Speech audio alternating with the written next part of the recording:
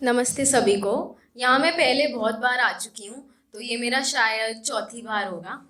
तो आज मैं ऐसी कविता लाई हूँ आज आप सबके सामने। माहौल इतना खूबसूरत है, सबकी शायरी इतनी खूबसूरत है, लोग इतने खूबसूरत हैं, मोहतरमा बहुत खूबसूरत हैं।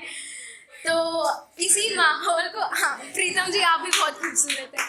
तो इसी माहौल को और खूबसूरत करने और प्यारा करने एक छोटी सी प्यारी सी कविता लाई हूँ आपके सामने, गौर फरमाइए। तो ये कविता उस शख्स के बारे में है जिसे मैं अपने जन्मदिन के दिन हैप्पी बर्थडे बोलती थी। तो मेरे ना कभी दादी नहीं थी जब मैं पैदा हुई थी। मेरे दादाजी थे, पर वो मुझसे बातें बांटना मुनासिब नहीं समझते थे। तो मेरे दादा और दादी का काम भी मेरे नाना नानी को ही करना पड़ा। तो उस ख्याल पर एक छोटी सी कविता है, गौर फरमाइएगा। फिलहाल मेरी नानी की तबीयत थोड़ी नासाज है और उस नासाजगी से मैं कुछ नाराज हूँ, तो उसी नाराजगी से जुड़ती हूँ यहाँ। चलिए आप सबको बचपन की सैर कराती हूँ। नानी के घर दोबारा लेकर चलते हैं। तब लगता था नानी के घर से कभी जाना ही ना पड़े, क्योंकि नानी के घर जाना किसको नहीं पसंद।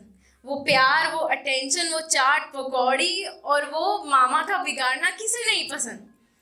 भाई हमें तो बहुत पसंद था।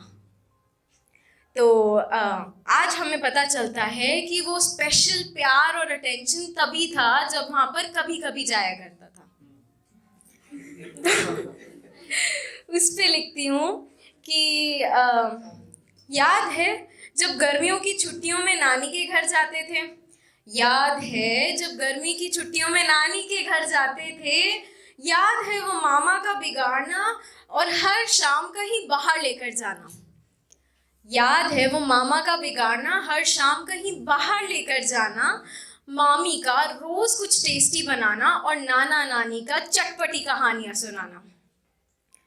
क्या जल्दी जल्दी बड़े हो गए ना हम। इसी बड़प्पन में कहीं हमने वो वक्त खो दिया। आज सोचती हूँ जब नानी को हॉस्पिटल में देखती हूँ। कहाँ गई वो नानी जिनसे मैं डांट खाकर भी नहीं सुधरती थी, क्योंकि मैं घर की वो शरारती लड़की हूँ जो नानी से सबसे ज्यादा डांट खाती थी, आज भी और तब भी।